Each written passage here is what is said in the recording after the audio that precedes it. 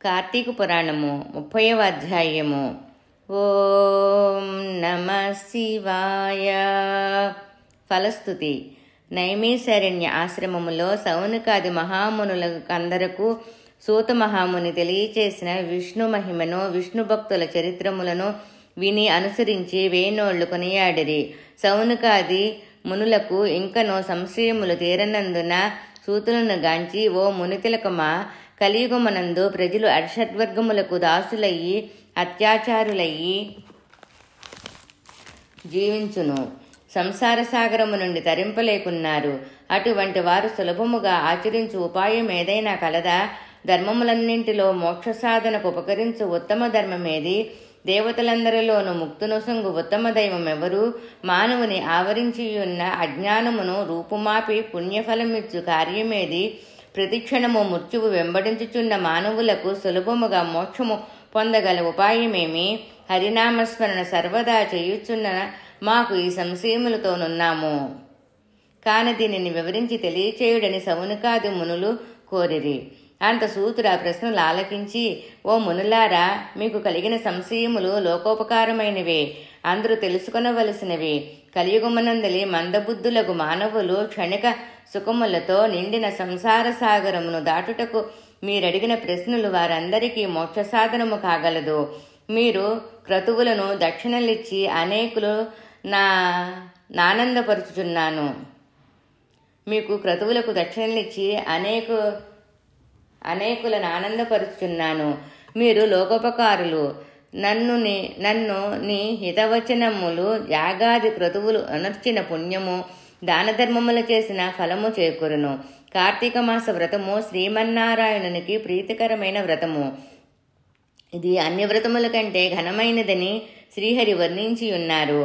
ఆ వ్రతమహిమను వర్ణించుటకు నాకు శక్తి చాలదు. అంతియే కాదు, సృష్టికర్తయగు ఆ బ్రహ్మదేవునికి కూడా శక్యము కానిది అయినను సూక్ష్మముగా వివరించెదను. కార్తీక మాసమందు ఆచరించవలసిన పద్ధతులు చెప్పుచున్నాను, శ్రద్ధగా ఆలకింపుము. కార్తీక మాసమున సూర్యభగవానుడు తులరాశి యందున్నప్పుడు శ్రీహరి ప్రీతి కొరకు మనకు ముక్తి కలుగుటకు తప్పనిసరిగా నదీ స్నానము చెయ్యవలెను. దేవాలయానికి వెళ్లి హరిహరాదులను పూజింపవలెను. తనకున్న దానితో కొంచెమైనా దీపదానము చెయ్యవలెను. 4 రోజులు విధవ వండిన పదార్థములు తినకూడదు. రాత్రులు విష్ణువాలయమున కానీ శివాలయమున కానీ ఆవునేతితో దీపారాధన చెయ్యవలెను. ప్రతిదినము సాయంకాలము పురాణ పఠనము చెయ్యవలెను. ఈ విధముగా సకల పాతకముల నుండి విముక్తులయ్యి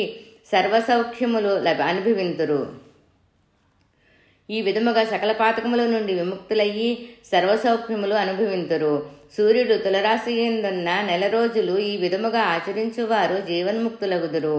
ఈ విధముగా ఆచరించుటకు శక్తి ఉండి కూడా ఆచరించక కానీ, లేక ఆచరించు వాళ్ళను చూచి ఎగతాళి చేసిన కానీ, ధన సహాయము చేయక అడ్డుపడిన వారులకు ఇహమందు అనేక కష్టములు పాలగుటియే కాక, వారి జన్మాంతరమందు నరకములో పడి యమకింకరుల చేత నానాహింసలు పాలగుదురు. అంతియేకాక అటివారు 100 జన్మల వరకు చండాలాది హీన జన్మములెత్తుదురు. కార్తీక మాసమందు కావేరీ నదిలో కానీ, గంగా నదిలో కానీ, అఖండ గౌతమి నదిలో కానీ స్నానం ఆచరించి ముందు చెప్పిన విధముగా నిష్ఠతో ఆచరించిన వారికి ఇహమందు సర్వసుఖములను అనుభవించుటయే కాక జన్మాంతరమున వైకుంఠ ప్రాప్తి కలిగి వైకుంఠవాసులగుదురు. సంవత్సరములో వచ్చు అన్ని మాసముల కన్నా కార్తీక మాసము ఉత్తమోత్తమైనది, అధిక ఫలదాయకమైనది, హరిహరాదులకు ప్రీతికరమైనది.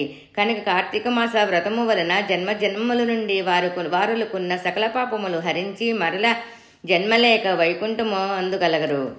వైకుంఠమందుగలరు. పుణ్యాత్ములకు మాత్రమే ఈ వ్రతం ఆచరించవలనన్నది కోరిక పుట్టును. దుష్టులకు, దుర్మార్గులకు, పాపాత్ములకు కార్తీక మాసమన్నా కార్తీక వ్రతమన్నా యావగింపు అసహ్యము కలుగును.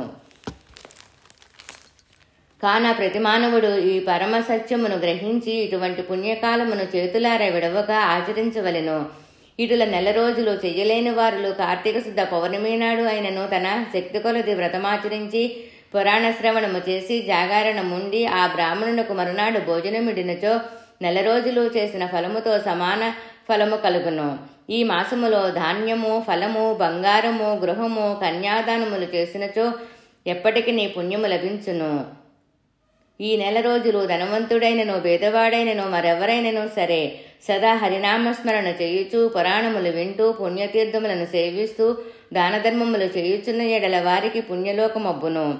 ఈ కథ చదివిన వారికి వినిన వారికి శ్రీమన్నారాయణుడు సకలైశ్వర్యములు ఇచ్చి వైకుంఠ ప్రాప్తి కలుగు చెయ్యను. శ్రీ మహావిష్ణు స్తోత్రము.